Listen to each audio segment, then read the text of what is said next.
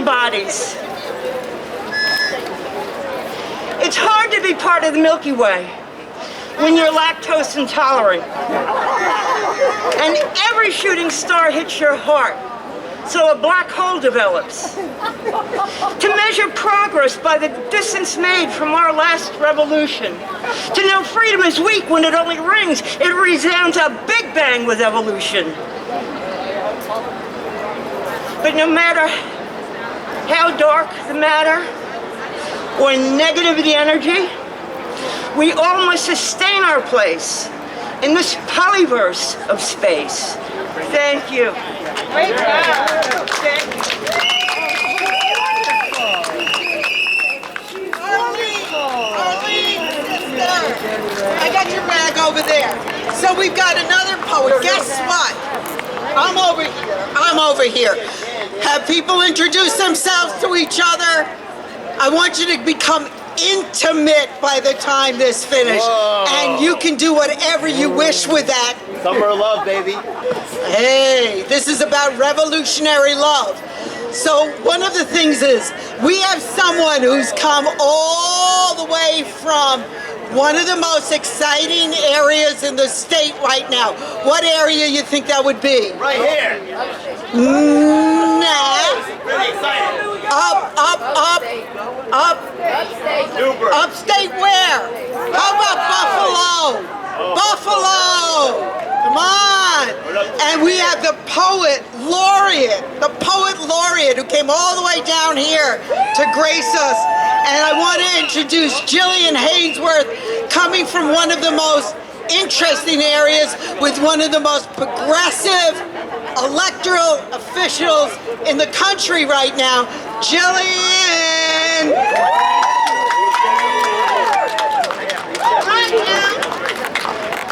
All right, can you hear me? Yes. I'm very excited to be here today, thank you.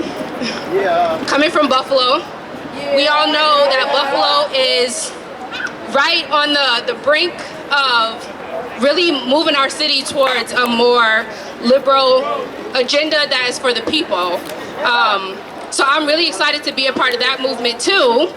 And while I'm here, I want to do a couple poems for you, if that's okay. Yes. Most of my work in Buffalo is around racial, economic, and ecological justice, primarily on the east side of Buffalo, which is the historically ignored part of the city, the black side of the city. So that is who I like to speak for and speak to. This first poem is called Little Black Boy. I wrote it in response to Officer Darren Wilson getting off on murdering Mike Brown. This is Little Black Boy. I wish the little black boy did something wrong. I wish the priest yelled, "Freeze!" And the little black boy came barreling at him, aiming a gun at ease, actually life-threatening.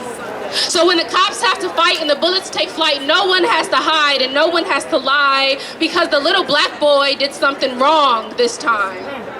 I wish the video of the incident leaked on Facebook, and the whole world tuned in to get a better look, and we could all collectively say, yeah, that sucks, but he had it coming all along, because this time the little black boy did something wrong. I wish I could watch it on TV with my nephews and say, you see what he just did? That's something you should never do, because it's easier to explain why he's laying dead in the street, bullet wounds still steaming from the lead and the heat, than to say no justice, no peace, or R.I.P. when the little black boy did nothing wrong. And it's easier to explain what's wrong and what's right, what's black and what's white, than the in-between where gray lies. And it's easier to mourn the loss of someone. A mother burying her son when you can look at her and say, I am so sorry, mama, but this time your little black boy was wrong. Black Lives Matters is not a badge of honor. It's not a hate group, it's a message to our youth. A reminder saying you mean something in a world where if you go 10 miles over the speed limit, they might try to kill you. And I am so tired of saying, put the guns down, little black boys. The right to bear arms doesn't apply to you. And if your jeans are too baggy, or your voice is too loud, or you know your rights, or you live on the good side of town, or you live in the hood, or your job is too good, or your car is too nice, or your skin ain't light, or your money is too long, or your personality is too strong, be careful out there, because you might be gone, even if you're a little black boy who did nothing wrong. And in case you haven't noticed, we're still singing that same song. See, we've always been chosen when it was time for the killing, the way you choose a tomato that's ripe for the picking. I thought targets were red. When did they become black? I thought the abuse of power was dead. When did it come back? And maybe it never left. But when did it get this bad? When did the allure of equality make us wave the white flag? We've always protested the killings.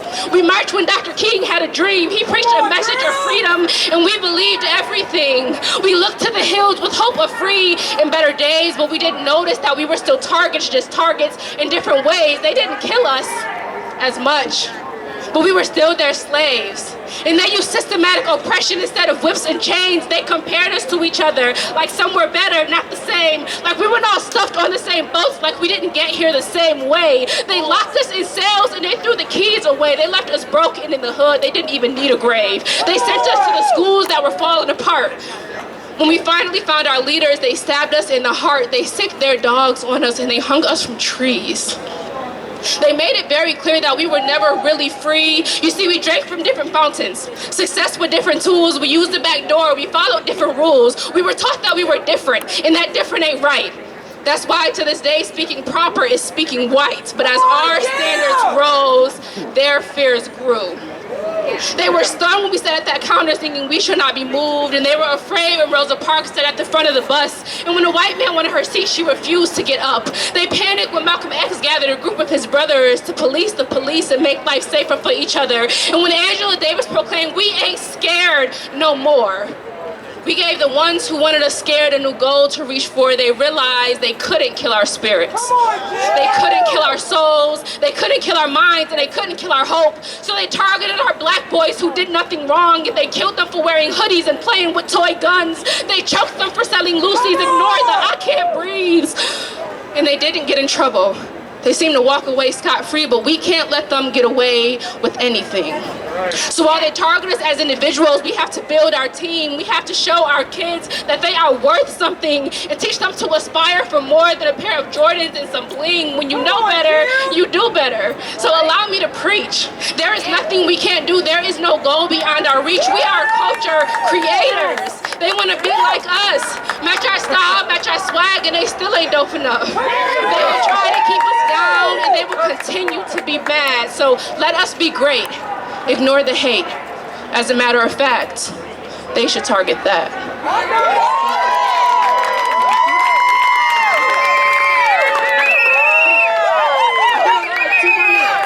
I'll do one more quick one if that's okay with y'all.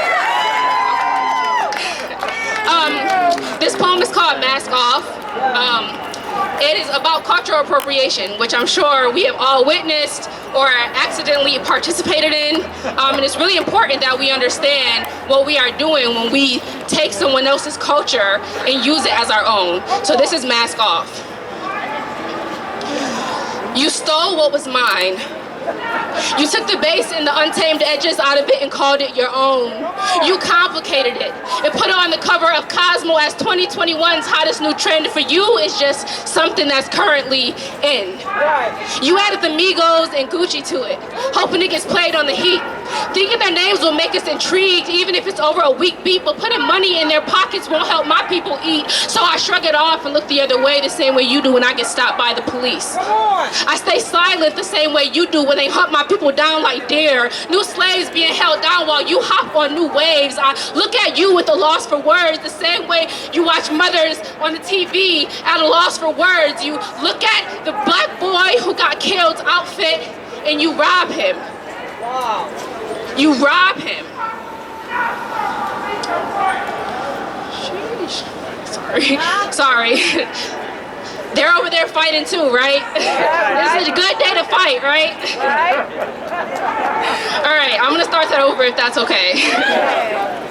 Okay. All right. You stole what was mine. You took the base and the untamed edges out of it and called it your own. You complicated it and put it on the cover of Cosmo as 2021's hottest new trend. For you, it's just something that's currently in. You added the Migos and Gucci to it, hoping it gets played on the heat. Thinking their names will make us intrigued, even if it's over a weak beat, but putting money in their pockets won't help my people eat, so I'll shrug it off and look at you the same way you do when kids get killed by the police. I stay silent the same way you do when they hunt my people down like deer. New slaves being held down while you hop on new waves. I look at you with a loss for words, the same way you stare at the TV watching mothers at a loss for words. You look at the black boy. All right. It's okay, right?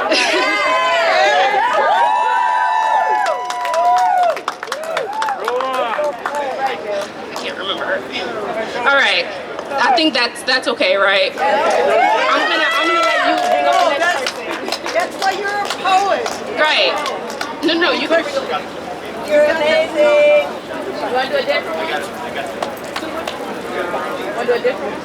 Okay. Poets are our passion. They internalize it all. Our sister Jillian Haynesworth. Come on. This is my sister.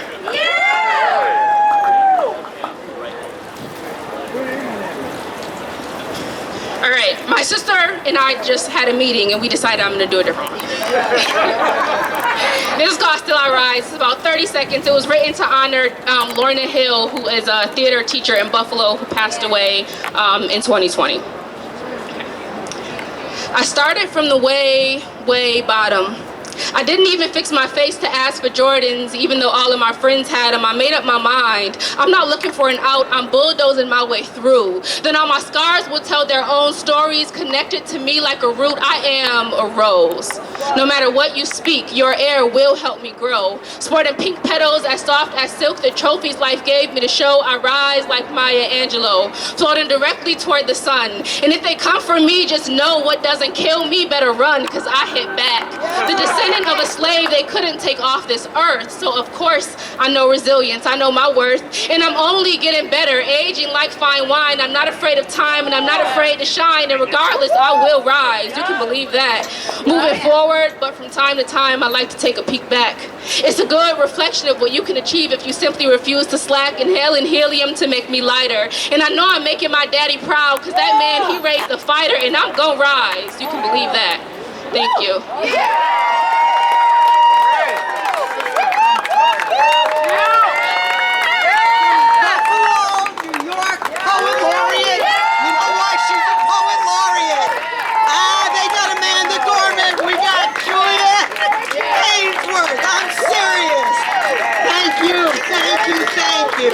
And thank you to our sister for that little conference and getting her to do that additional phone. Wow! One more time for our sister. And I want to bring on, you remember I mentioned earlier there's a burial ground and there's African graves in Brooklyn that we've got to deal with and pay homage to. And I just wanted to start in 1651. When Flatbush was colonized by the Dutch, and in the 1654, the Dutch Reformed Church and adjacent cemetery was established at the corner of Flatbush and Church Avenue. And we're gonna find out more. We're gonna find out about recognition of the ancestry in Brooklyn with our dear friend, Harriet Hines. I know her, but wait a minute. There's more of the Hines family. Come on. Come on. Come on. You're the workers. You support Mom. All right. And he's going to record. I think it's okay if he kind of stands on the side here. So, there we go. Let's, I got it. Okay. Harriet Hines. All right.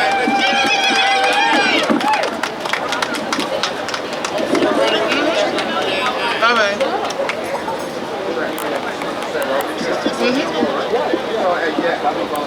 Get me.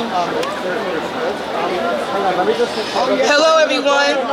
My name is Harriet Hines. All right. I'm the founder of African Graves Matter. African Graves Matter was founded as a result of my running for City Council in District 40. I was the only disabled candidate to run for District Council in District 40 in Brooklyn. While running for City Council, it was brought to my attention that an African burial ground existed on the corner of Church and Bedford Avenue. I had been living in the district for over 44 years and had not known that this existed. However, historians knew that it existed, and city officials knew that it existed. We know that politics is a dirty game, and we know that in Brooklyn, whoever won that city council race stood the chance to change the course of Brooklyn politics. Well, we know that Brooklyn politics is also a dirty game, and we know that Brooklyn politics is now about to become the city's politics during this mayoral run. Well, the African burial ground, when the archaeologists dug into the soil, they found remains of Lenape tribe. They found remains of African ancestry along with artifacts inside of the soil. For over 100 years, a Jewish school sat on top of the burial ground, which now is only one small parcel of land where the Jewish school sat, because all remaining portions of the burial ground has already been developed for over 100 years. We have Erasmus High School right next to the burial ground, which there are remains still under Erasmus High School. Under all the streets, the United States Post Office, the gas station, buildings alongside of it, going all the way down to Nostrand Avenue.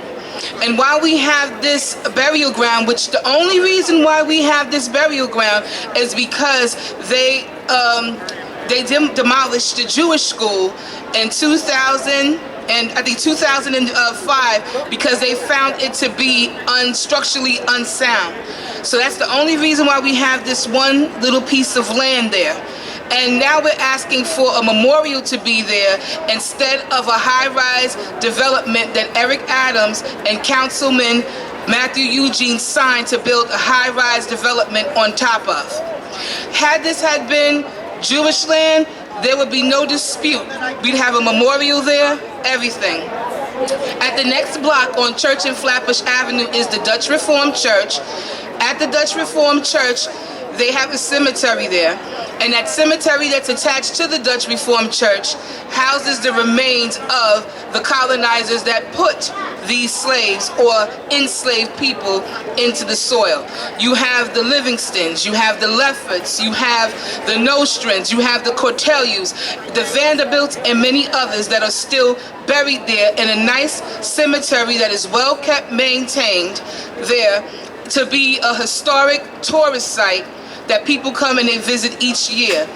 And then you have a block away, the burial ground that I'm referring to, that has like tall weeds, it's unkept, garbage, rats, everything. And what bothers me most, and what bothers most of us most, is how you have Eric Adams, who's a city official of African ancestry, and you have Matthew Eugene, who's a Haitian official who's also of African ancestry, that would even agree to build on top of their own ancestors a big high-rise building.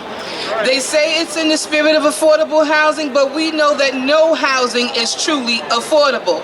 They put housing there where the AMI does not reflect the community that lives there. So the community will never be able to afford the housing that they put there. While also fighting for the burial ground, it was discovered, you know, the tensions in the neighborhood was discovered, where you have some people who wanted an urban farm instead of a memorial. We don't want a farm on top of the bones of our ancestors. We would like to have a memorial.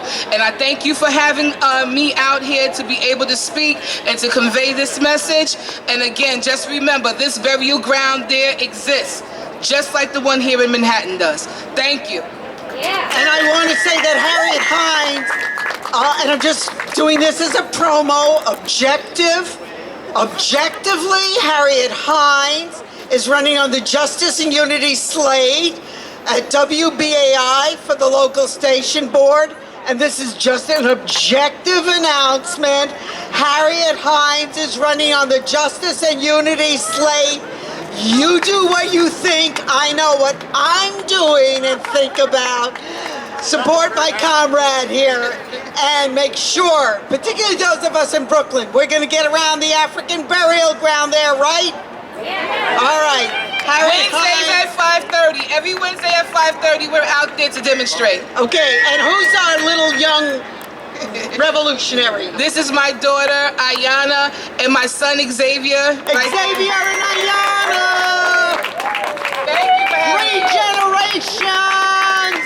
Thank you. Thank you. You know, one of the groups that I always have the most intense support and concern for, and when people say thank you for your service, when they see people wearing hats who have been veterans, I say thank you for your service against war and militarism to Veterans for Peace and people like Sister Harriet Schnall. Thank you for your service against militarism and war. Susan, I'm sorry. Sunstroke. Susan. Thank you. Good afternoon to everybody. My name is Susan Schnall. I was in the United States Navy for 2 years, from 67 to 69. And I have to say, every time I see the drone, I think, oh my goodness, if we had it in 1968, we could have dropped anti-war flyers over the military bases instead of the single-engine plane that we had. So that's my history. Please, if any of you are veterans or want to join Veterans for Peace, come join us. I would also invite the counter demonstration to come and hear veterans. We are Veterans for Peace. Hey, America, wake up and listen to me. We are at war in this country, on this land. We are killing our children. We have become the monster in the world that produces more armaments, more drones that annihilate whole communities with the push of a button. We destroy our young. We kill school children with impunity. We poison our water and food supply. And we give the wealthy everything, great economic wealth and political power, so they can grab more opportunities for power and money, while we starve the poor, denigrate them with substandard housing, substandard education, lack of decent job opportunities, and then offer a way out by joining the military. We arm police departments with military weapons that destroy and kill. No trial necessary for the poor and disadvantaged. Hey, America, making the decision for a nation to go to war should include all those who are involved in that process. It should be required for everybody making a decision that they also are required to give the ultimate sacrifice. If I am not willing to send my child into battle, if I am not willing to fight, I have no right to send another until those politicians, those corporate leaders, those members of Congress send their children into harm's way. They have no right to send my child or your child or anyone else. And yet we send our military might all over the world and use it for people of color here.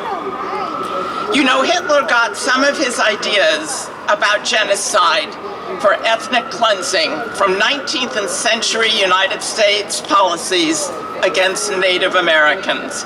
It is time to return Native American territory that was seized through broken treaties and demand that the government honor their treaties with indigenous people. We need to understand this is not about owning land. It is about regaining spiritual relationship to the land, as we need to regain our spiritual relationship with each other. America, what have we become?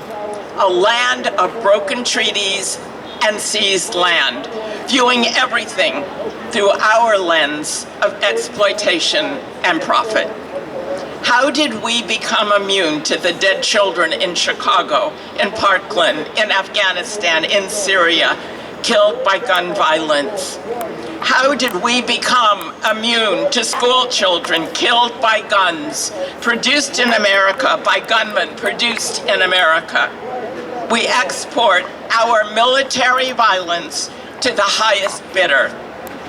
America, we supply the arms used to kill school children in Yemen. We target them, their school buses. We starve the children in Syria as we starve the children in Venezuela. America, we look for wars as the outlets for our munitions industry. We perpetuate violence in the Middle East. We starve, imprison, attack children in Gaza, the Palestinian children on the West Bank. In the 1960s and 1970s, we escalated our war in Southeast Asia from boots on the ground to an air war with B-52 bombers taking off and landing in Thailand, their crew never seeing the damage they did on the ground. The dismembered bodies, crying children, destroyed land. And then we moved to a pilotless air war in Indochina. That way, no one else was witness to the death, the seared bodies, the forests and ecosystems decimated. America, we are the greatest purveyors of violence in the world today. We celebrate the war economy, closely monitoring the stock market. Every day, we must remember the war dead at home and abroad, and vow no more violence and no more killing. We must say thank you to those who remind us of conscience, who act for the benefit of humanity. We must say thank you to Daniel Hale, who has informed the American public about the drone assassination program.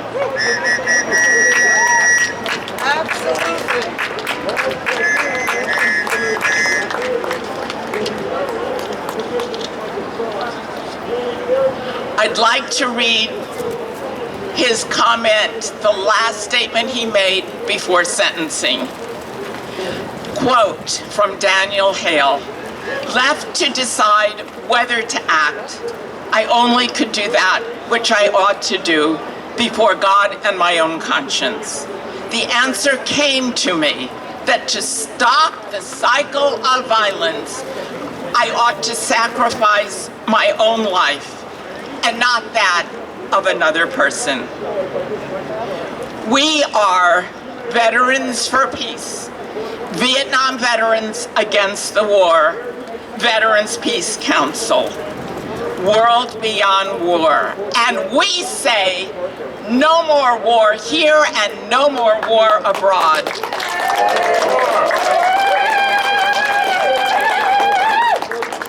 We veterans have been to war and been part of its destruction. We have witnessed the horrors of armed conflict. We have been part of the dehumanization of those deemed the enemy of the United States. And we say no more. No more war. It is time for all of us to rise together.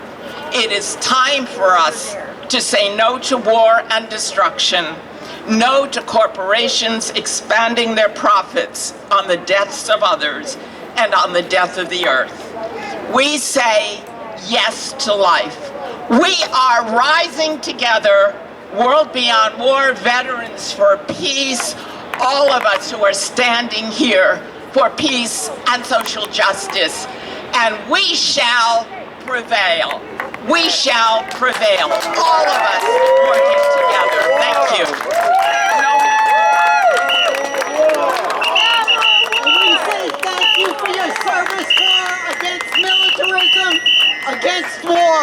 Susan, all of our friends here, thank you. Is that the most fantastic banner? Against militarism, against war, no more war, no more killer drones, no more war. Thank you, thank you. And I want to just also recognize my sister talking about people who do anti-war work. Nydia from Brooklyn for Peace. You know, there are folks who have spent, again, decades and decades doing work. You are the people. Thank you, Nydia, for all the work you do. Thank you for everybody else. And I see Medea Benjamin in the house. What do you know? Code Pink. And thank you all. And we want to bring up next Women in Black. Women in Black has been out protesting various issues for years. And this is Women in Black for a free Palestine, Sherry Gerlich.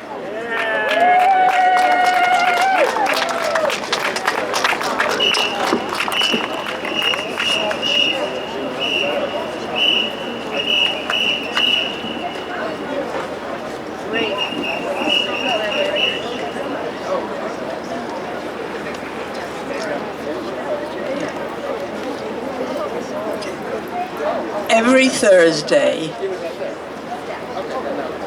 there's a Women in Black vigil at Union Square, 14th Street and Broadway. We have been vigiling at Union Square since 2001, every Thursday.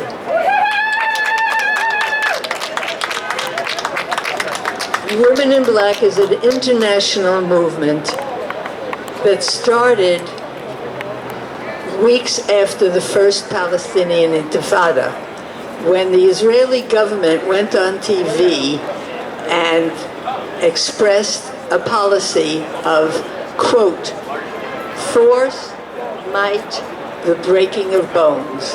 They meant the breaking of bones in the hands of the kids who were throwing stones at the Israeli soldiers in the occupied territories.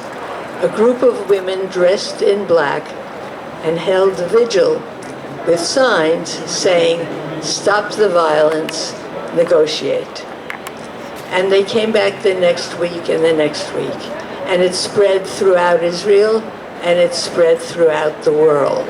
And we are part of the International Women in Black. It spread to Yugoslavia, where women adopted the slogan, we refuse to be enemies, in the middle of the war of former Yugoslavia. There are Women in Black vigils in South Africa, Kenya, other African countries, Spain, France, England, Australia, many other places. And of course it originated in Israel. Women in Black is against war, against militarism, against violence, against toxic masculinity, the culture in which boys are told not to cry. It doesn't hurt that much, and that trains boys to ignore their own pain and therefore to be unable to empathize with the pain that they may inflict in domestic violence or in institutionalized forms in the military. We are against the culture of indifference, of bullying, of racism. And Women in Black stands for solidarity on an equal basis. Actual, concrete solidarity. There are women in black in England and in other countries that are working with Afghan women. There are women in black working with the lesbians in the Kakuma camp in Kenya, and bringing them concrete aid. Each Women in Black vigil is autonomous, but we agree on these general principles of being against all violence, state violence, all violence, interpersonal violence. At Union Square, we have two main roles. Americans know just about nothing about Palestine. The media suppresses any information about Palestine or totally distorts it. So our role is to be in the streets and hand out flyers and tell people that our money is paying for the killing of Palestinians, and we want it to stop.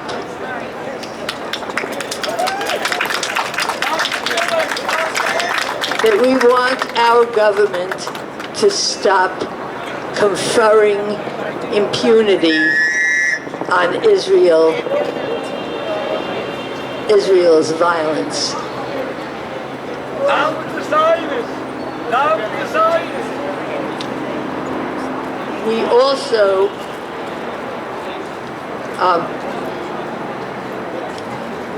our role is to demand a change in U.S. policy to end military aid to Israel.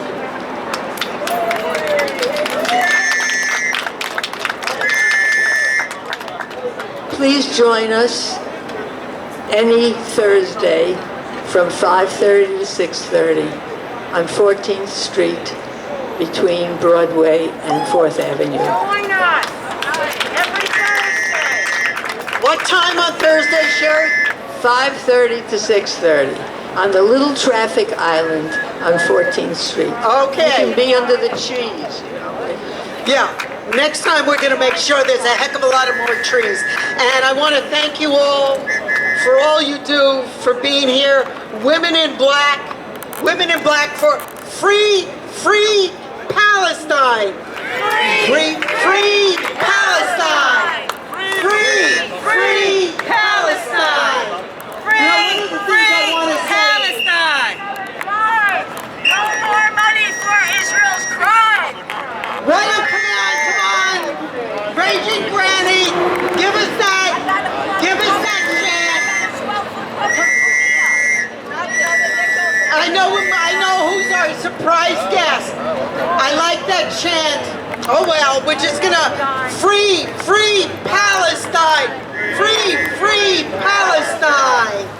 And we do have a surprise guest who did not come in a limousine nor by public transport. You're gonna get to meet him in a couple of moments. But I want to thank Women in Black again for all the work they've done all these years. And I also want to make sure, no more sanctions. Sanctions are a weaponized way of taking food and medicine and killing the local populace to support regime change by the U.S. So right, no to sanctions. No. Stop the sanctions. So I want to bring on Marie Inouye. Oh, Marie's right here. Marie is with the Manhattan Project for a nuclear-free world. My family left. And while we look at the issue of militarism and imperialism, killer drones, sanctions, no to nukes, Marie, thank you for your patience and for being here today. Thank you very much. I'd like to thank Zool and coordinating team for organizing today's event. It's a great honor to be here. My name is Marie Inouye. I'm with the group called Manhattan Project for a Nuclear-Free World, which is a grassroots group led by volunteers to raise awareness on the issues, risks, costs, humanitarian consequences of nuclear weapons and nuclear energy. And today I'd like to talk about ongoing nuclear crisis in Fukushima. Especially, do you know that Japan recently announced that they're going to dump radioactive water into the Pacific Ocean from the damaged nuclear power plant? Yes, so they have 1.25 million metric tons of radioactive water stored in the damaged nuclear power plant, and they decided to dump into the Pacific Ocean for the next decades. It could take 30 years. So let me give you the background information about this.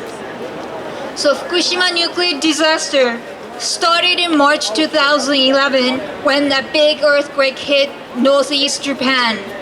Fukushima Daiichi nuclear power plant lost its ability to cool the nuclear fuel, and because of that there were explosions at reactor buildings.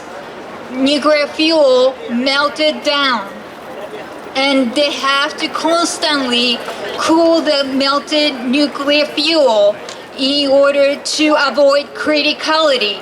Because if criticality happens again, there will be another radiological contamination.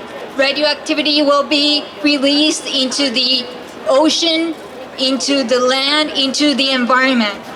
So that's why the damaged nuclear power plant has such a huge amount of contaminated water.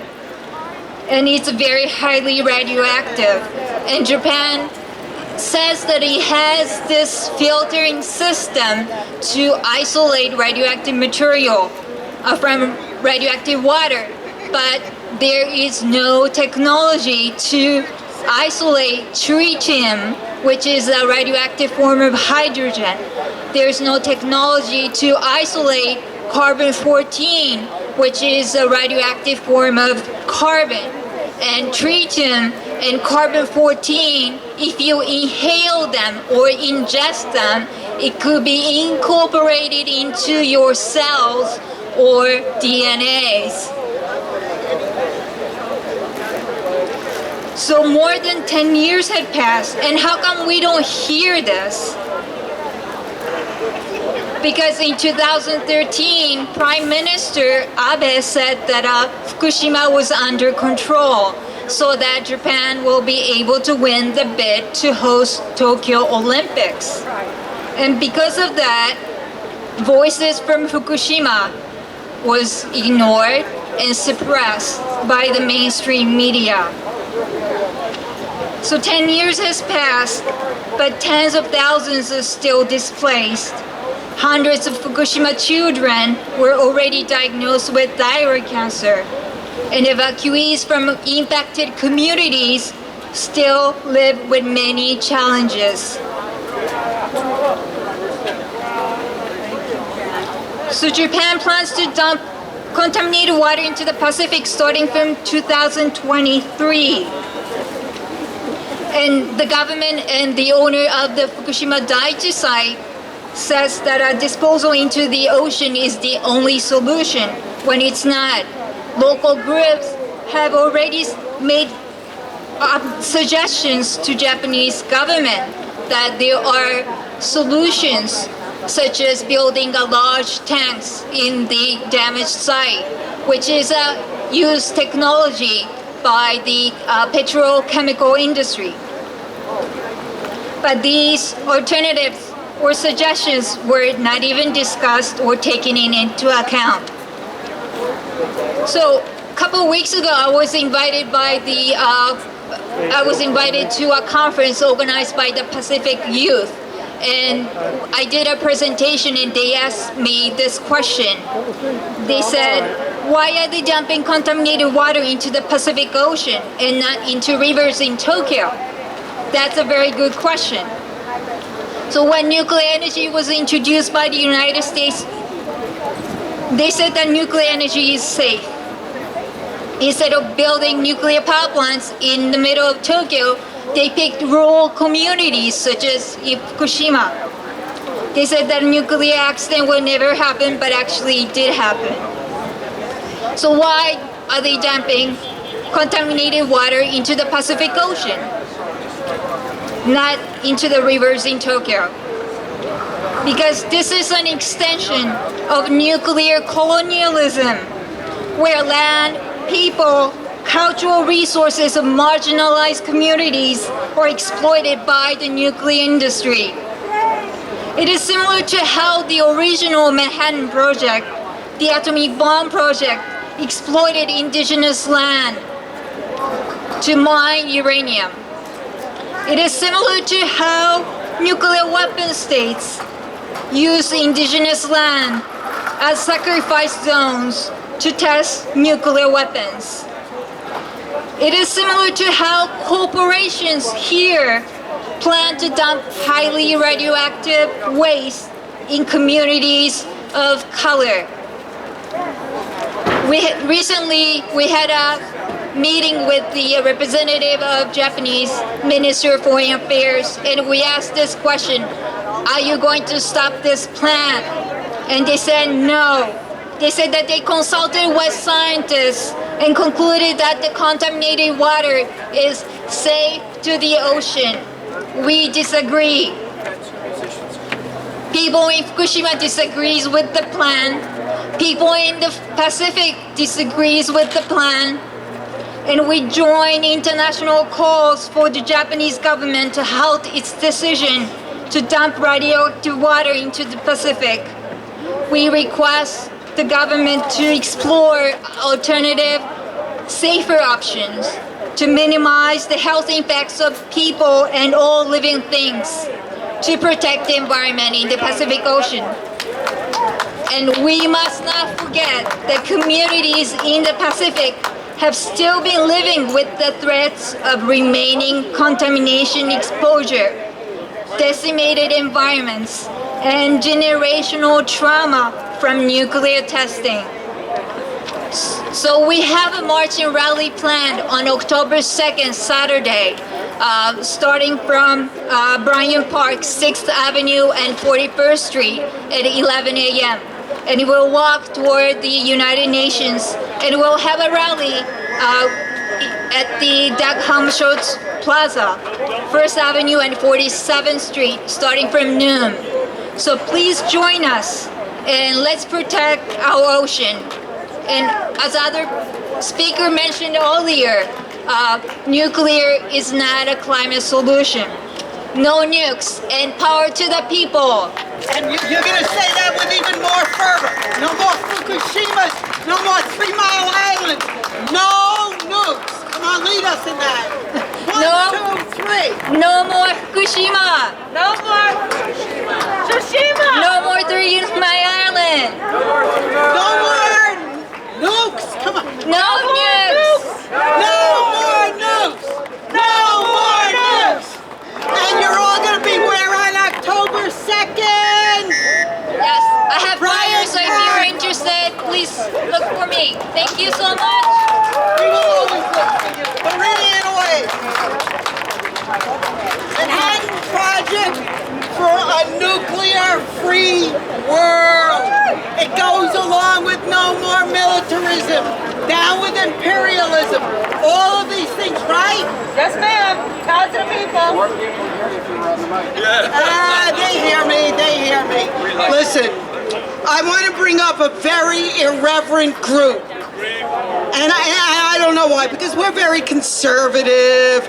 We go with the rules and regulations. We would never call the system, what? Filthy, rotten system? Have you no respect and consideration for capitalism? I hope not. Filthy, rotten system. Anthony Donovan and Bud Courtney. Thank you. Thank you. Nor any respect for music. It's written in 2014, right after Ferguson, 7 years ago. Thank you, everybody, and thank you, Marie. That was very important. Fukushima, yes. Every issue here, very important. Justice arising. Justice arising. Justice arising. Hands up against the wall, spread your legs, shut up enough out of you. Hands up against the wall, spread your legs, shut up enough out of you. Pulled over the side of the road for no clear reason. What you doing tonight? ID. Watched and followed down the store aisle for what's in their minds, not yours. Justice arising. Arrested, hung, shot to death, choked to death without accountability or conviction. Justice arising. Hands up against the wall, spread your legs, shut up enough out of you. Justice arising. Hands up against the wall, spread your legs, shut up enough out of you. Justice arising. Many got bonuses that year, snorting cocaine without fear. In those Wall Street rooms, a sea of white faces, free and incorporated. Justice arising. With 3 strikes and you're out in a prison, a sea of young black and brown souls incarcerated. Justice arising. Hands up against the wall, spread your legs, shut up enough out of you. Justice arising. Hands up against the wall, spread your legs, shut up enough out of you. Justice arising. That woman falling asleep is not a derelict or on welfare. She's a dedicated single mom working 2 or 3 jobs at minimum wage. The powers that be says life's never been fair, but our Bill of Rights demand justice arising. The authorities call for peace and order, but without justice for all, our Constitution says justice arising. Justice arising. We carried your brethren's dead body off the battlefields from the revolution to Antietam, Germany, Korea, Vietnam, the Middle East, and here in our streets. Justice arising. Open my heart, spread my arms, standing tall, right next to you. We're breathing together. Open my heart, spread my arms, standing tall, right next to you. Breathing together. Hey, what's that I see from the mountaintop? Oh Lord, together. Justice is rising. Hey, what's that I see from the mountaintop? Oh Lord, together. Justice is rising. Thank you. Wonderful.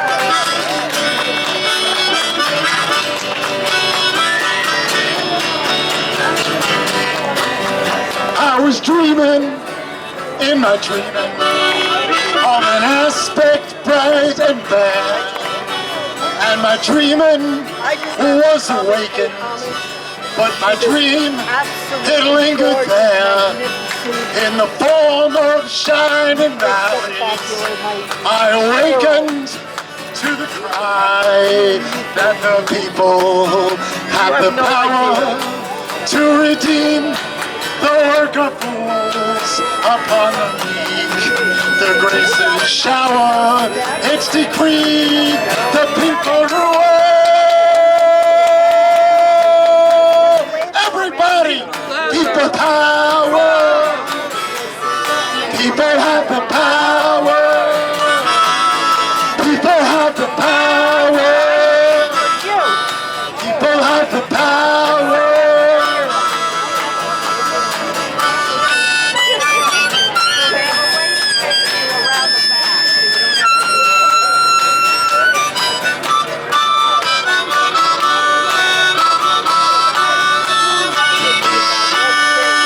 Where there were deserts, I saw fountains.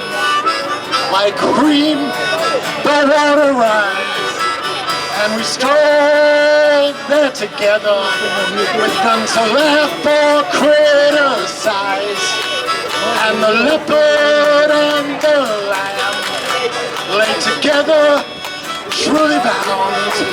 And I was hoping, and in my hoping, and my dream I saw, and I commit my dream to you, that the people have the power to redeem the work of fools upon the meek. The grace and shower, it's decreed, the people rule.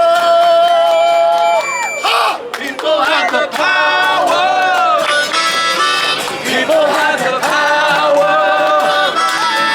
People have the power. People have the power. People have the power. People have the power. The power to dream, to rule, to rescue the world from fools. Get this decree, the people rule. It's decree, the people rule. And I believe that everything we dream can pass through our union. We must turn the world around. We can turn the earth's revolution. People have the power. People have the power. People have the power. People have the power. The power to dream, to rule, to rescue the world from fools. It's decreed, the people rule. It's decreed, the people rule. And I believe everything we dream can pass through our union. We must turn the world around. We can turn the earth's revolution. People have the power. People have the power. People have the power. People have the power. Thank you. Let me just tell you, by the way, we're going to, I just want to let you know, folks, in some ways I can't help but apologize for the sun. Really, need to think about this more in the future. There are better venues to hold things in. But what we are going to do now, we went out and we're buying water for folks. So at least that, while there is the truck there, but we're going to make sure everybody gets something to drink. And so I'm sorry, I hate to make you into yet more warriors, but hold the fort until let me retract that expression. But hold on there, stay strong until we get some water for folks. and thank you for your patience. And you can feel free to sit down over here. I don't know if that helps that much, but please feel free. So I do want to bring on next.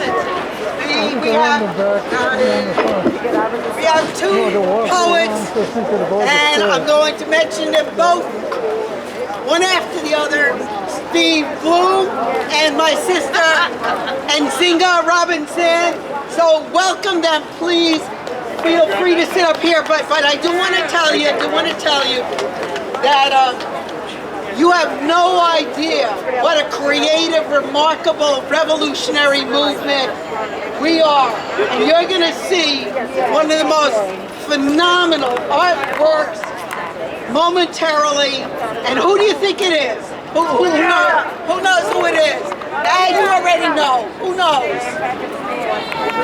All right, this is a homage to the most remarkable journalist, author, international political prisoner that we're going to do what? Brick by brick, wall by wall, we're going to free Mumia Abu-Jamal. Brick by brick, wall by wall, we're going to free Mumia Abu-Jamal. So I don't even know if Mumia knows about this. So we got to get some great pictures, make sure we get them to people like Pam Africa and stuff, so Mumia can see what he means in the hearts of all of us, after all what he's done for the world. So with that, Steve Bloom.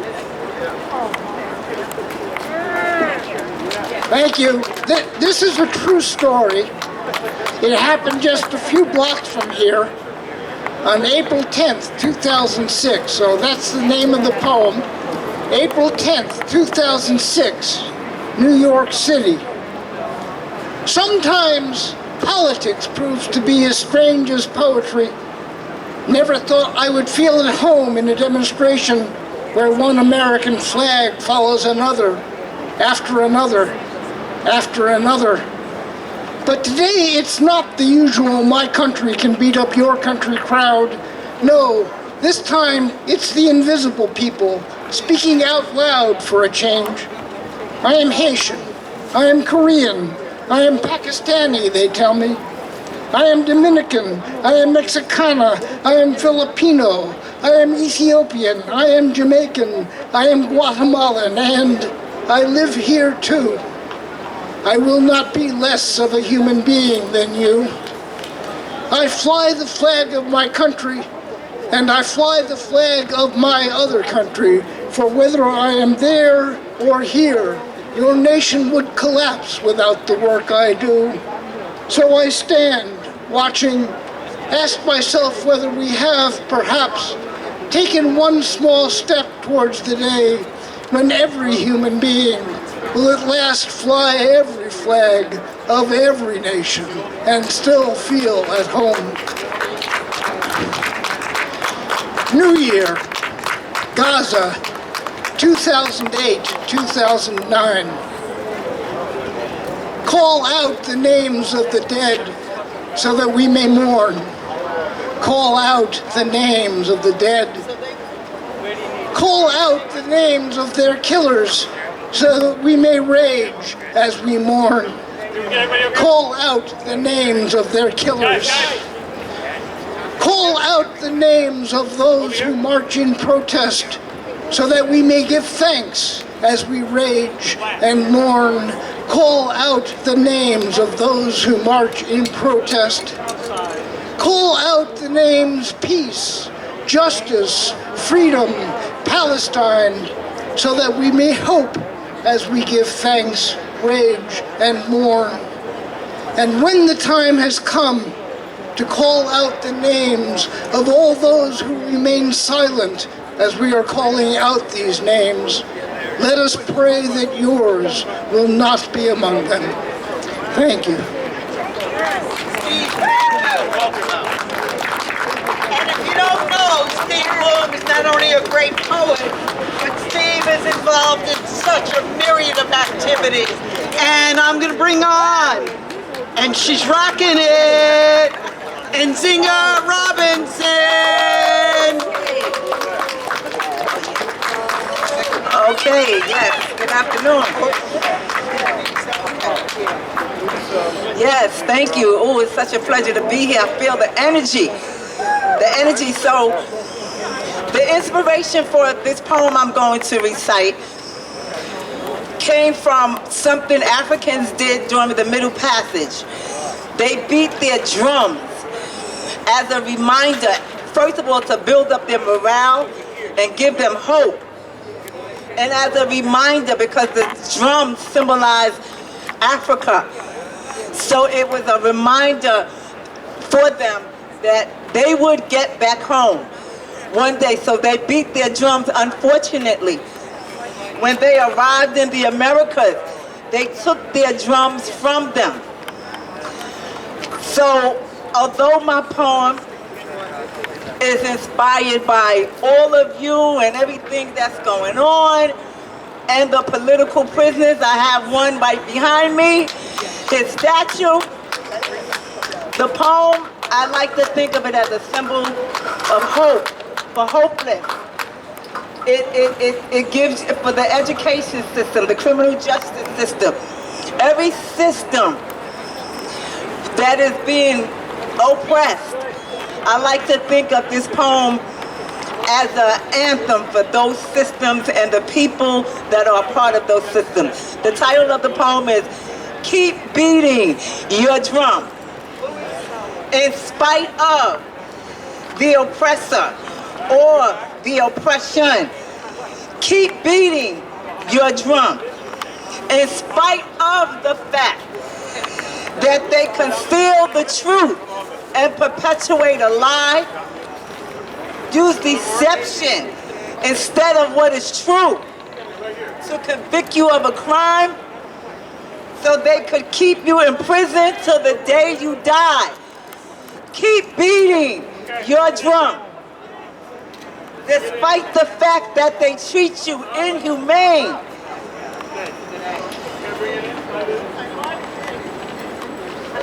I just got so filled up. I'm so sorry. I just got so filled up just thinking about the political prisoners. Oh, I'm sorry.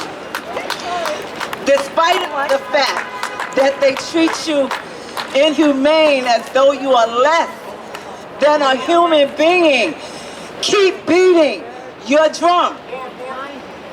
In spite of the fact that they keep you behind bars as you languish and suffer from the ill treatment you endured, keep beating your drum.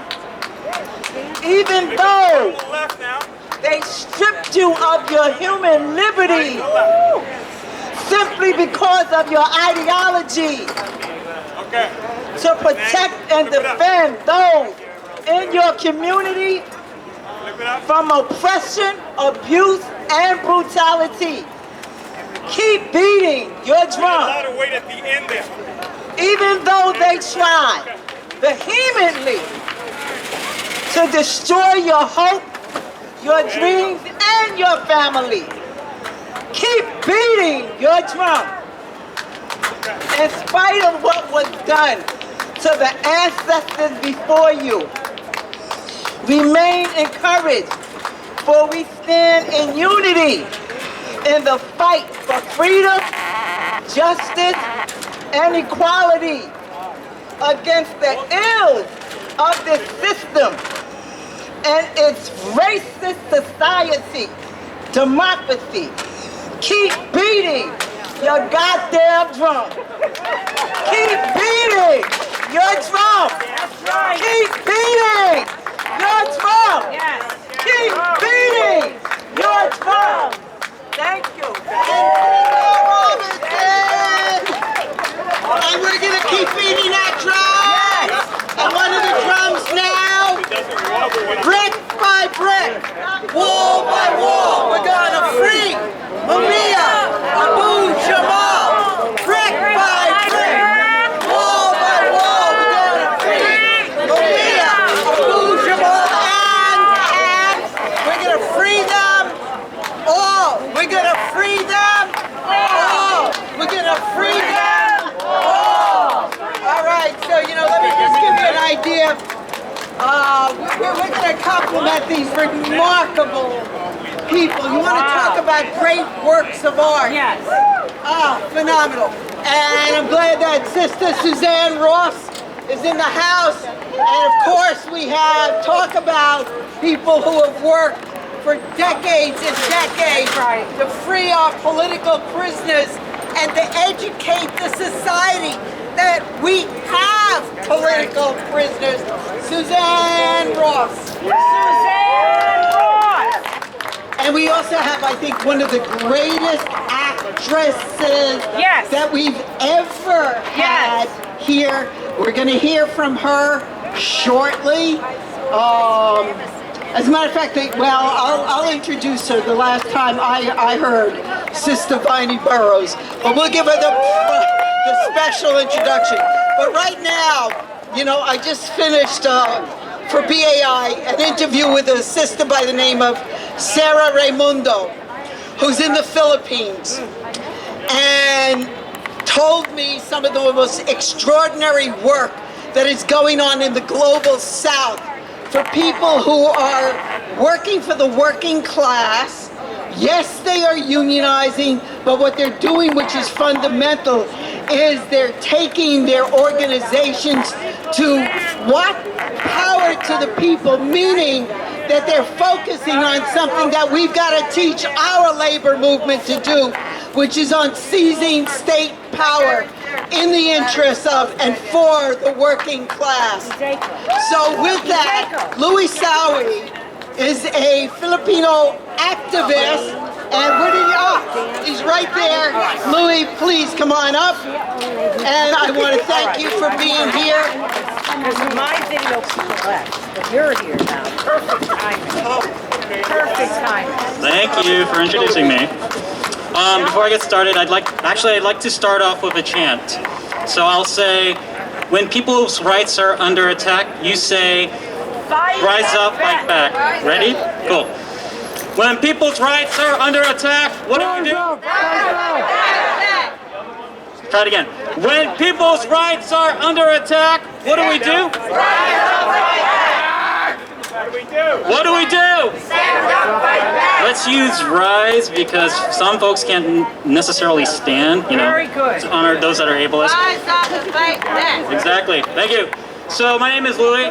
I'm with the New York for Philippine Human Rights Act Coalition, and what I'm here today is to say that we need to cut our tax dollars being spent on the Philippine military that is utilizing that money under the Duterte administration to kill people, to displace people, to imprison people, people who are fighting for their own basic rights to land, water, food, basic necessities. Since 2016, over 30,000 Filipinos have been killed under this quote-unquote war on drugs, which is a fabrication to cover up the ills and the incompetencies of the Duterte administration.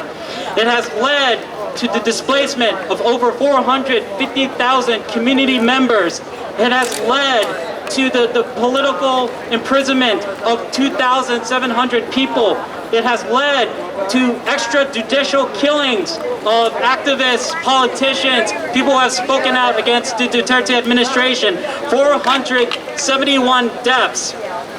And our U.S. tax dollars, over $550 million since 2016, has funded this terrible, horrific, treacherous, fascist regime.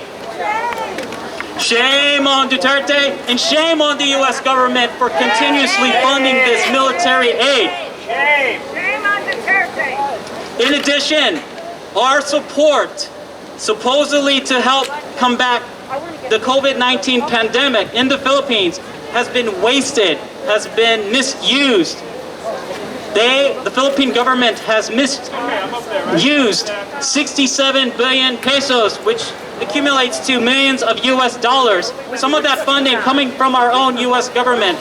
This is why we cannot trust giving money to the Philippine government under the Duterte administration. And then very recently, our government approved $2.9 billion of arms sales to the Philippine government. This is why we must stand in solidarity to support the activists back home in the Philippines to ensure that we are not complicit in their deaths. That is why our coalition, the New York for Philippine Human Rights Act Coalition, is carrying out this campaign to pass legislation that would cut U.S. military aid to the Philippine government. So I'm hoping that all of you here today can join, because when we think about activism, when we think about making revolutionary change, there is a component of, yes, building the movement for human rights, but also having to work, unfortunately, with congressional officials in order to hold our government accountable so that we don't remain complicit in the deaths of hundreds of thousands of Filipinos back home in the Philippines. So if you're interested, please join us. Coalition, it's ny4phra@gmail.com. I've also brought some friends, Ethan and Ari from the NY4PHRA, to help. If you're interested, please talk with them. And I want to end this on one last chant. So repeat after me. From Palestine to the Philippines, stop the U.S. war machine. From Palestine to the Philippines, Stop the U.S. war machine! from Palestine to the Philippines, Stop the U.S. war machine! from Palestine to the Philippines. Stop the U.S. war machine! Thank you. That's Louis Sowie, Philippines human rights activist. And we're going to take that up again from the Philippines. You lead it better than me. Come on. From Palestine to the Philippines! Stop the U.S. war machine! From Philippines to the... Palestine to the Philippines! Oh, what a chorus. 1, 2, 3. From Palestine. Stop the U.S. war machine. From Philippines to Palestine. Stop the U.S. war machine. Thank you, Louis. By the way, we've got water. We've got water. I want to just make sure. Who's going to hand it out? Probably me. Okay, no. We need some folks. Okay. As I said, our poet and number 7. Raise your hand. They're going to get you water. If we run short, I promise we'll get more. That's the least that we can do for our comrades in struggle. And again, if people want to grab an inch or two of shade here, come on up. You don't have to hold your backpack over your head, Trudy. But I want to really demand real attention right now. Oh. Because I'm a fan. You can choose either one. I'll take your. Whatever you want, yeah? Yes, thank you. I'm going to tell my friends I was on the same event, but I can't believe it. Thank you. That's crazy. You want some water coming up? By the way, if you're event, you help me out with the event, come up, I got ice cream for you, alright? It's Veterans Day. Come up and get the ice cream, and I got water for everybody. Okay, I just want to get you ready for somebody who is extra special. But you're all special, but I'm just going to put a couple of extras on this. You know, the last time that I saw this woman, she was doing a piece from Sojourner Truth in Union Square at a demonstration. And while I hate things like the Metropolitan galas and all these bourgeois institutions, and I hate the Academy Awards, and I hate the Emmys and stuff, not that I don't want talented people recognized, I long remember Ruby Dee talking about all the people that didn't get the Academy Awards and the racism and all the rest that was part of it.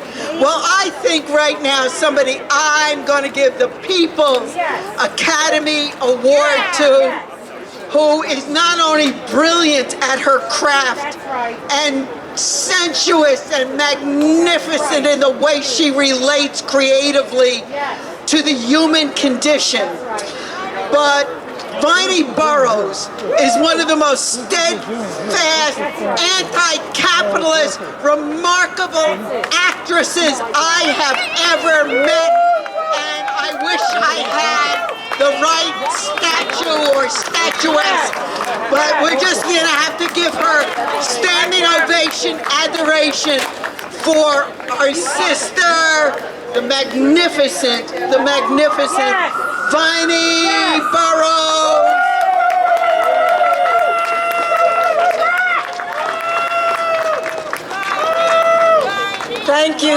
Thank you, brothers and sisters. Thank you, brothers and sisters. How wonderful it is to be here, surrounded by friends of passion, friends who are committed to justice and equality, friends, brothers and sisters. It is wonderful to be here and to have Mumia at my back. And we are still going to be at Mumia's back. You know, I have a dream that next Thanksgiving or whenever it is that they commute a sentence, that we have Mumia with us and that we have Leonard Peltier. That's my dream. Well, I'd like to read a poem written by Adrienne Rich. It's called The Ballad of the Poverties. There is the poverty of the cockroach kingdom and the rusted toilet bowl. The poverty of to steal food for the first time. The poverty of to mouth a penis for a paycheck. The poverty of sweet charity, ladling soup for the poor, who must always be there for that. There's the poverty of theory, poverty of the swollen belly, poverty of the diploma.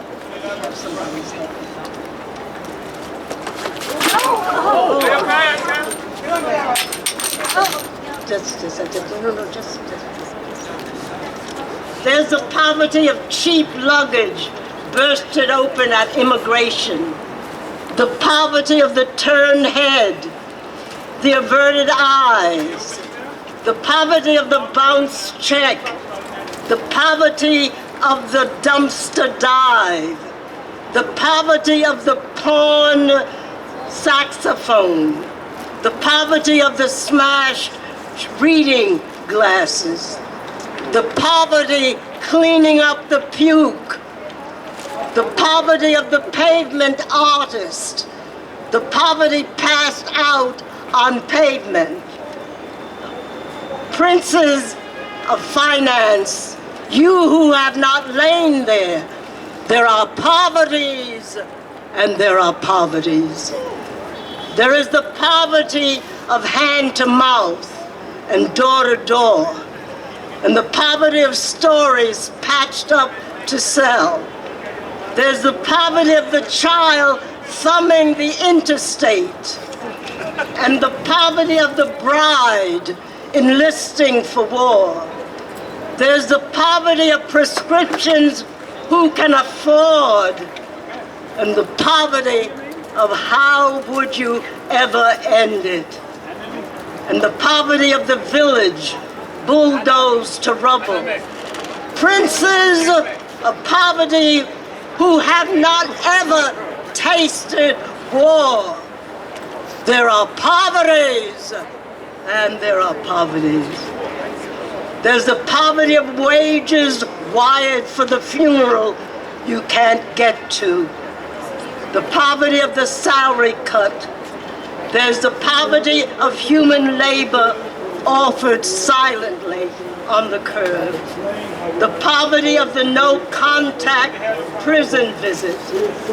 And the poverty of yard sale scrapings spread and rejected. Prince, let me tell you who will never learn through words. There are poverties and there are poverties. You who travel by private jet like a housefly buzzing with the other flies of plundered poverties. Princes and courtiers who will never learn through words. Take a mirror, look into it. It's you, the princes and the courtiers and the plunderers of us. Thank you.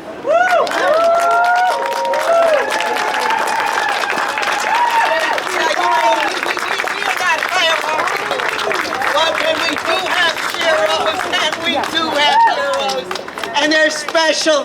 Viney Burrows, Viney Burrows, Viney Burrows, Viney Burrows, Viney Burrows, Viney Burrows. You have something more important than the Academy. You have the love and adjuration of all these movement people for everything you've done.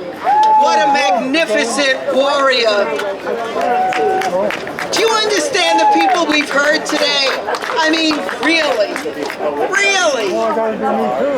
We really must appreciate ourselves more.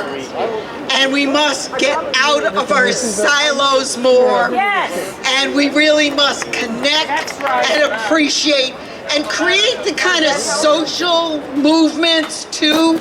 You know, part of what the Victor Haras were about and stuff, and the Viney Burrows bring to us, and the Bob Marleys and so on. They bring that kind of, they bring music. That was what Emma Goldman was talking about. We want a revolution that we can dance to and have music to. Because you are the what? You're the whistleblowers for truth and justice against war and militarism. All right, Zoll, get out that darn whistle. All right. But I'm serious. I want to just mention, please sign up so we can keep in touch with each other. Continue to blow those whistles. 1, 2, 3. All right. You are the whistleblowers for peace and justice, for equal rights and fairness. You are the people who organize, you educate, you organize, you agitate for power to the people. And oh, by the way, I really encourage folks to go over and tell their story on the right there by the booth so that we can videotape it and have the people's stories for revolution, because we've got to sing it out and we've got to tell our stories. And we've got to make sure, we got to connect.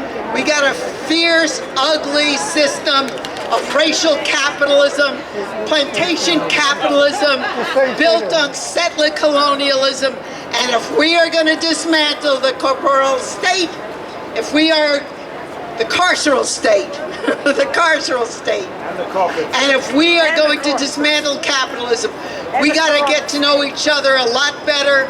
We got to develop the principles of unity. We're not imposing on each other. We're working as a collective to rise together, because we are whistleblowers for peace and justice in a world beyond war. And I want to thank my sister Cheryl Covian, who came down all the way from Massachusetts. Cheryl in the house, who does her work up there. And we've had people from Buffalo who come down. And of course, from the most important borough of all, Brooklyn, and everybody else. So with that, we're going to have a dance now. I don't know how she's going to even do it, because it is hot as hell. But people are warriors and they're troopers. And please, by the way, if you want any more water, we do have water. Don't be ashamed to ask. And next time, we're going to really let the people eat, because we're going to have people's food here. So we want you to welcome a great sister. I've been knowing Jane for Jane, I don't know, how many decades have I known you? Jane is a Filipino activist and a folk dancer, and she's going to treat us to some more phenomenal music, and then we're going to hear from some woman who insists upon walking around in pink all the time. I don't get this pink stuff, but you know, I don't know. I mean, maybe she can tell us what code. You never heard of Code Pink, right? No. We never heard from one of them. You know, we talk about filthy, rotten systems. One of the most, really, I can't turn on a TV, which I love, and see a congressional hearing or something without these wonderful, wonderful people in Code Pink who just suck it to the system directly and specifically and tell the righteous stories of the people of the world, talking about being against militarism and war and for internationalism. But now we have my magnificent sister. I'm going to move the mic to make the road. And can you imagine dancing under the spectatorship of Mumia Abu-Jamal? Jane, our phenomenal folk dancer.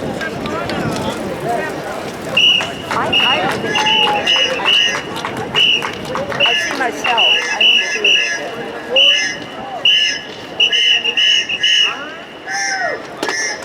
I see myself. I don't see the.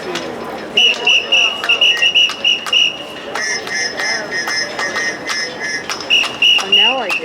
Now I see. Hang on. I need your help. Otherwise, I can't do both. I'm sorry, it's not good. Just use the microphone. Sorry. It's not playing back. Okay, here we go.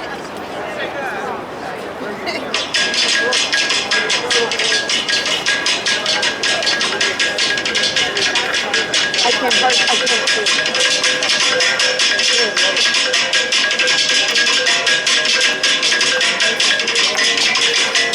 Okay. I got it.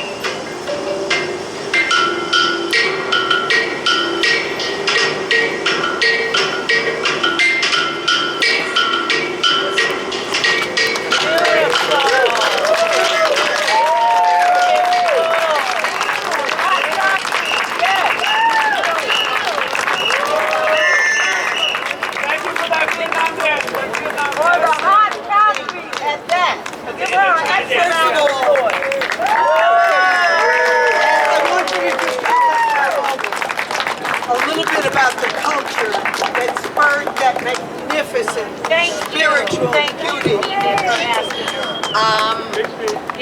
In the southern part of the Philippines, there's a lot going on. We threw the bases out of the Philippines, but we now have what's called the Visiting Forces Agreement, which is, it's the same thing.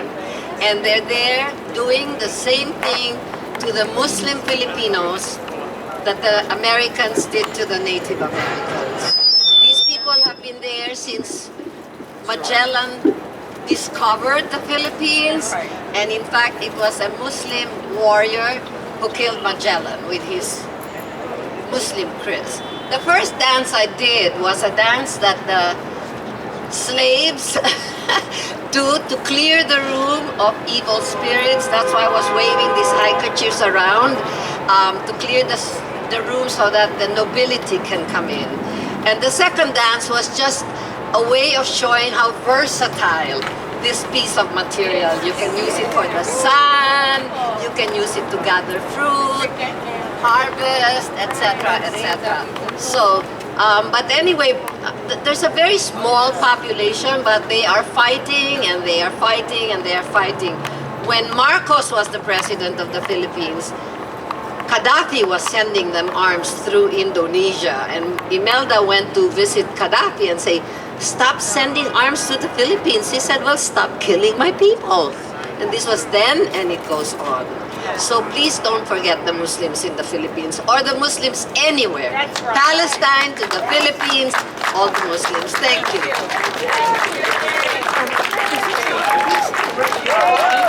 I want you to know that, when it came to fighting Marcos in the Philippines and stuff, you got a Shiro, a warrior here, somebody who's been an activist for decades and brings us the incredible culture and spirituality and beauty of the struggle and the culture of the Philippines. So let's hear it again for our sister Jane. And for those who struggle in the Philippines. And I'll have you know that the Global South is far beyond where we are in the struggle for state power. So we've got to be a lot less chauvinistic in our movements here and touch base a lot more with the struggles of the Global South. Well, somebody who touches base with the struggles, everybody, every place, everywhere. Medea Benjamin, as I said, I used to wear this button that said USATA everywhere. Well, I wore the button, but this sister lives it. She walks the walk, talks the talk, is a total thorn in the side, yes, to the government here, and for righteous, against militarism and war, my spectacular movement builder, Medea Benjamin. Thank you so much. It's been beautiful being here and listening to the speakers and getting to be next to this incredible puppet of Mumia.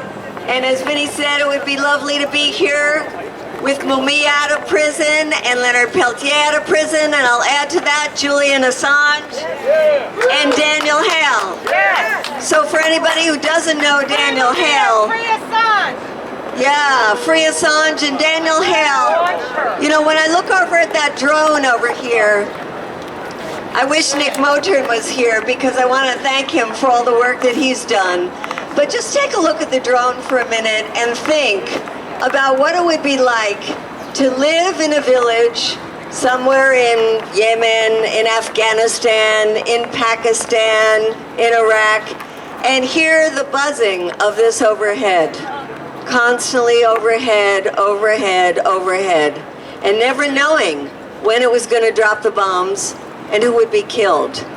And that is terrorism. This war, quote, on terrorism has been terrorism. War is terrorism.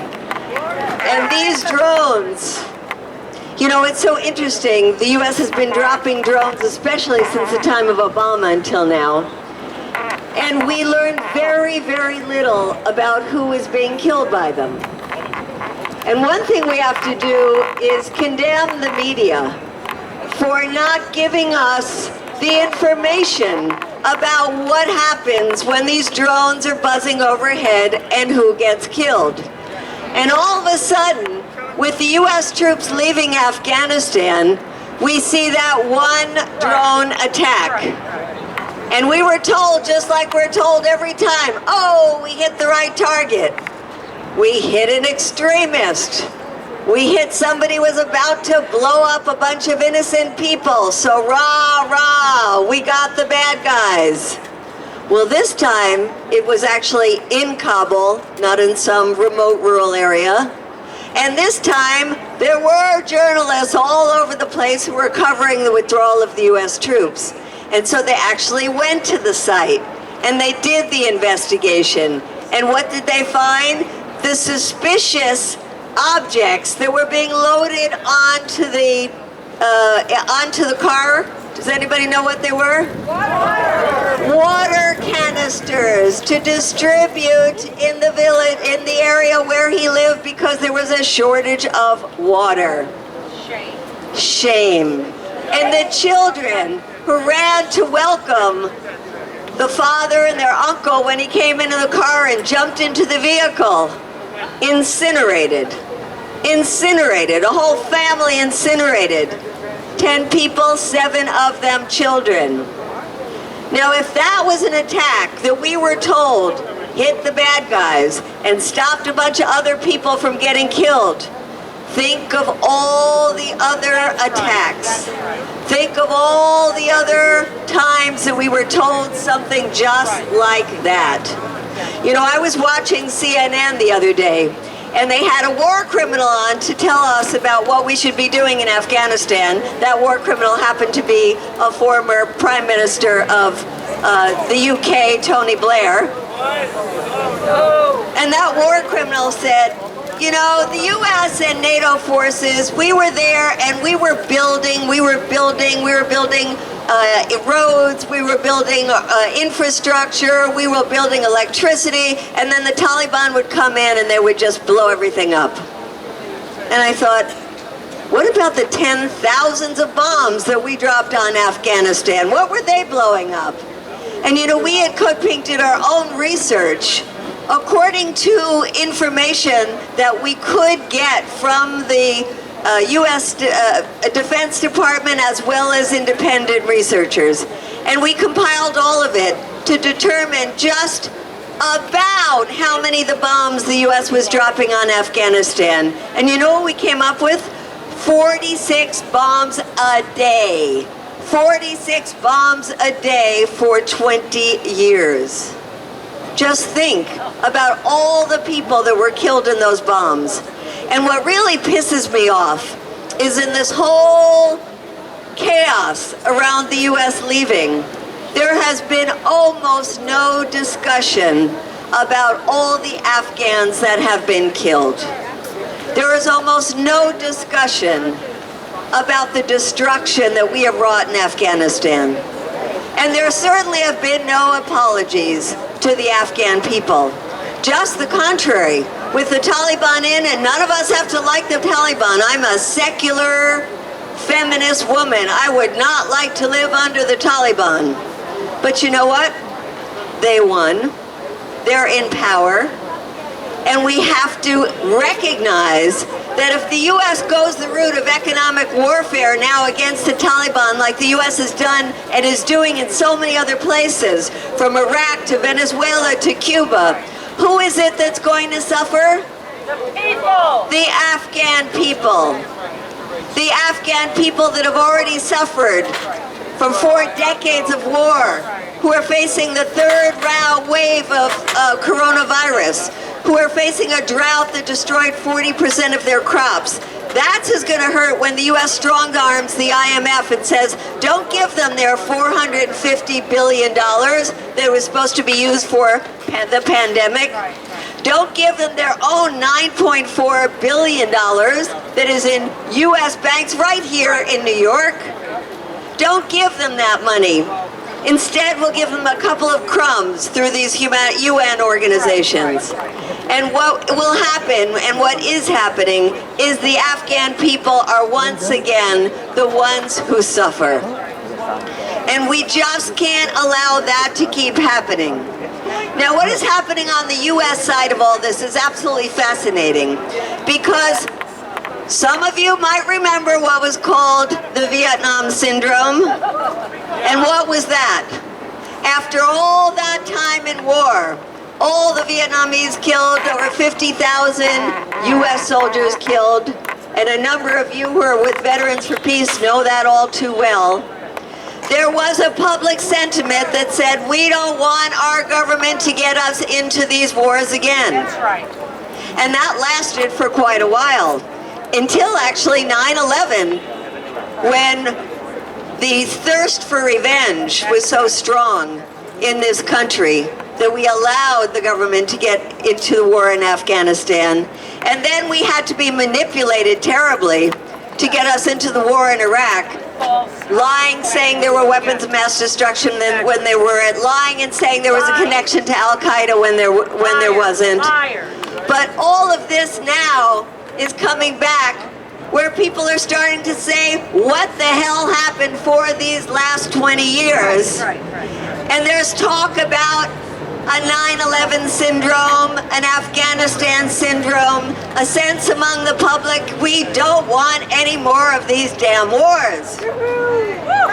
That is what the public is thinking. That's right. Now, if you don't want to get involved in another damn war, there's two absolutely essential things you have to do. One is not listen to all the propaganda against China to tell us that they are our greatest enemy. And we at Code Pink are part of a coalition called China is Not Our Enemy, and it is so important that we educate the public in the United States against this tremendous drumbeat for war with China. And one thing that drumbeat is doing is not only trying to psychologically prepare the American people for another war, but it's also justifying putting more money into the goddamn Pentagon budget. Now let's just talk about this for a minute. The American people say, had enough of war. The American people heard what Biden himself said. And he said it twice in one speech. He said, we were spending $300 million a day for 20 years on the war in Afghanistan. He said it again. And that is sinking in among the American public. And they're saying, why? And then one question is, why are we giving all that money to the Pentagon? So here you have, I would say, the greatest disconnect between the American people, and not just leftists, not just Democrats. It crosses over. I was at that right-wing rally in Washington, D.C. yesterday and heard the same thing that people were saying. The American people don't want to keep giving all that money to the military. But where's the disconnect? The disconnect is the people who are in Congress, the people who are in the White House, the people who are in the Pentagon, and of course the people who have been making all this money. All the money. All the money. Where do you think are the richest areas in the entire country today?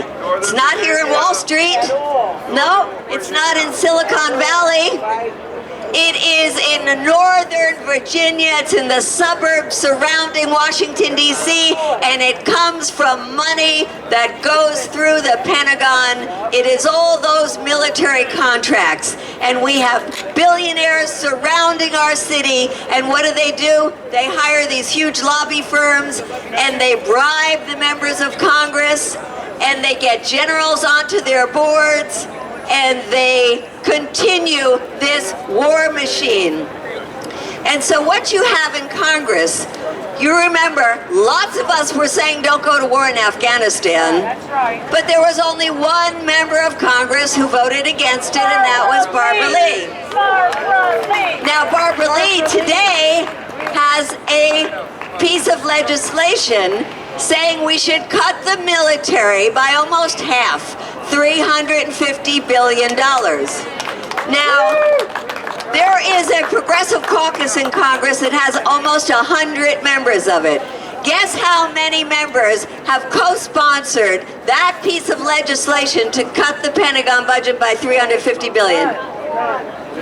4 of them. 4 of them.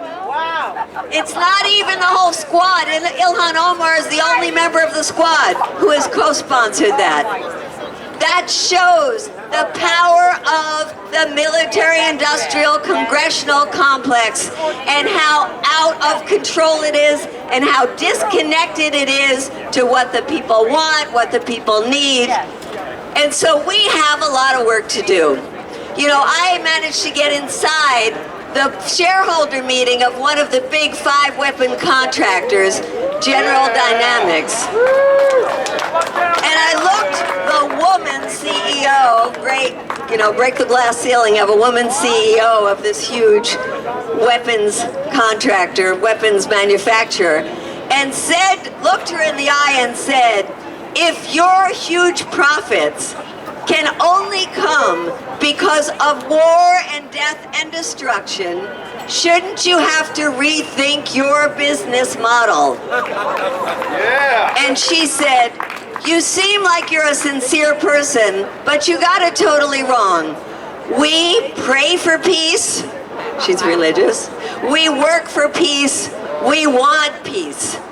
Well, then how come the week before did she say on a phone call with her key shareholders that she sees the danger in this world, including China, as something that would give a, quote, good cadence to the sales of weapons in the future. So they should not be too worried about the U.S. pulling out of Afghanistan. So these merchants of death, as the Pope calls them, are the ones that are calling a lot of the shots in Washington, D.C. And we've been told by members of the Progressive Caucus, they come down at us like a ton of bricks when we call for cutting the military budget. And where is the public behind our backs? We need to hear more from them. And that's why it's so important you're doing this today, and that's why we have to do so much more work. But you know what? The ground is now fertilized for us to do this. Because, you know, it's been very hard for us in the last 10 years to organize around peace, because people didn't see the wars. They're hidden. We don't have a draft. The media doesn't cover them. So it's been hard to get people out. And so we have said, we have to go to where the people are, and we have to support their actions and connect them to the war machine. And so going to the Black Lives Matter protests, going to the environmental justice protests, going to the healthcare not warfare, going to all of these other ones where there's more energy, and being there in total solidarity and saying, you know, there's a pot of gold there that could help a lot with your movements, and that is called the military budget. And you know, it's not just the military budget, i.e. overseas, it's the militarization at home and overseas.